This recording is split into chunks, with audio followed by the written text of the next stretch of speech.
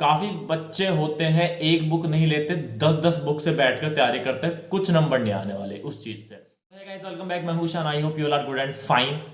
तो फाइनली आज मैं बात करने वाला हाउ टू बिकम टॉपर। इस वीडियो के एंड तक आपको काफी ज्यादा चीजें सीखने को मिलेगी, I am giving you surety, इसलिए इस वीडियो का एंड तक जरूर देखिए। और अगर आप चैनल पर नए हो तो सब्सक्राइब जरूर करो।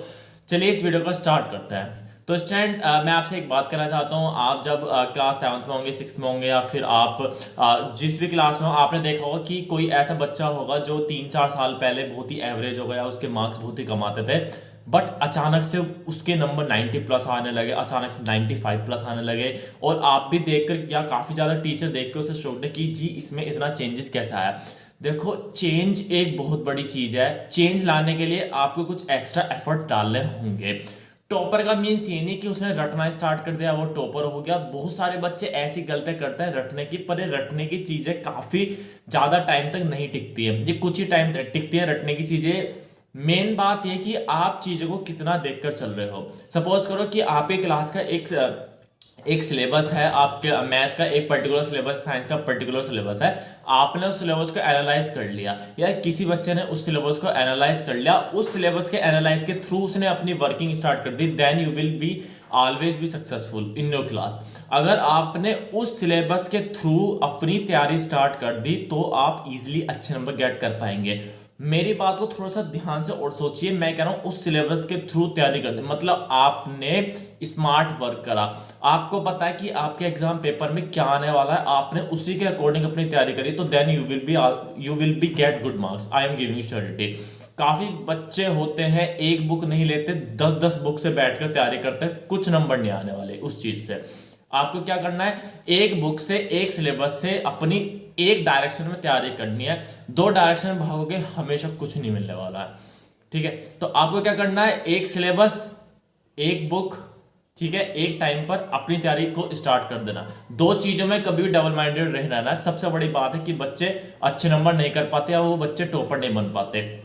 नेक्स्ट क्या है, अपने आप में हल्का सा चेंज लाओ। देखो काफी बच्चे करते हैं कि जी भैया मैं तो इस तरीके से तैयारी करता हूं, मैं तो इस तरीके से तैयारी करता हूं। अगर आप कोई भी तैयारी करें उसमें से हल्का सा चेंज लाए। सपोज करो कि आप अपनी तैयारी करते हैं, आप पहले नोट्स बनाते हैं, आप पहले बुक को पूरा पढ़ते हैं उसके बाद नोट्स बनाते हैं। अगर आप पहले बुक पढ़ते हैं फिर नोट्स बनाते हैं, उसको थोड़ा चेंज कर दो, ठीक है। उसको थोड़ा सा चेंज कैसे कर सकते हैं, आप थोड़ा सा पार्ट पढ़िए, देन उसका थोड़ा सा राइट करिए। ऐसे नहीं पूरी बुक पढ़ो या पूरा चैप्टर पढ़ो, चैप्टर को डिवाइड कर लो कुछ पार्ट में। थोड़ा चैप्टर पढ़ो, समझ आ गया, उसका आपने लिखना स्टार्ट कर दिया, या फिर उसके आपने नोट्स बना लिए। उस चीज को दिमाग में याद करते रहो, अच्छा ये था ये था ये था ये था ये था। इस तरीके से क्या होगा कि आप छोटे पार्ट्स को, मतलब यहाँ पे हम बात कर रहे हैं मॉड्यूलर प्रोसेस की, यूनिट प्रोसेस की बात कर रहे हैं। मतलब यूनिट मतलब आपने आधा पार्ट पढ़ा, उसकी तैयारी करी, नोट्स बनाए, मजे आ गए अपना। आपने उसके अकॉर्डिंग जितना भी था, जैसे मानो आपने न्यूमेरिकल करे, आपने फिल इन द ब्लैंक्स करे, आपने टिक राइट करे, जो भी है उस टॉपिक के अकॉर्डिंग, तो आपका टॉपिक अच्छे से होगा और you will become a topper.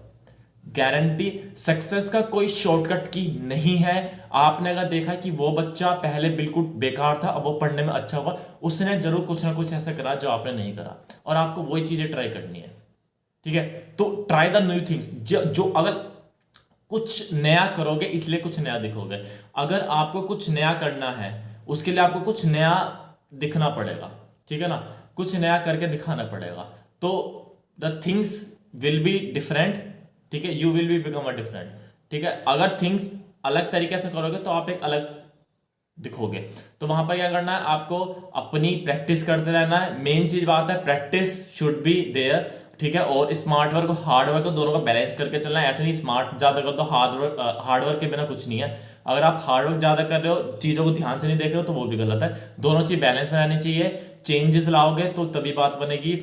और जितनी ज्यादा प्रैक्टिस कर पाओ, जितना ज्यादा चीजों को समझ पाओ, जितनी ज्यादा कलेक्टिव कर पाओ, एक जगह कंसंट्रेट कर पाओ, उतनी ज्यादा आपको फायदा मिलने वाला। Then you will be get good marks in your board exam. तो ये थोड़ा सा मोटिवेशनल था आपको। और अगर आप भी चाहते हैं टॉपर बनना, तो ये स्ट्रेटेजी अगर आप करेंगे तो you will be definitely become a topper. और आई होप आपको इससे थोड़ा सा मोटिवेशन मिला है। और अगर मोटिवेशन मिला है तो एक बार लाइक जरूर करें, और वीडियो को जितना ज़्यादा शेयर हो सके उतना जरूर करें। और अगर चैनल पर नहीं तो सब्सक्राइब जरूर करें। मिलते हैं जल्द आपसे नेक्स्ट वीडियो में। Thank you so much, bye bye.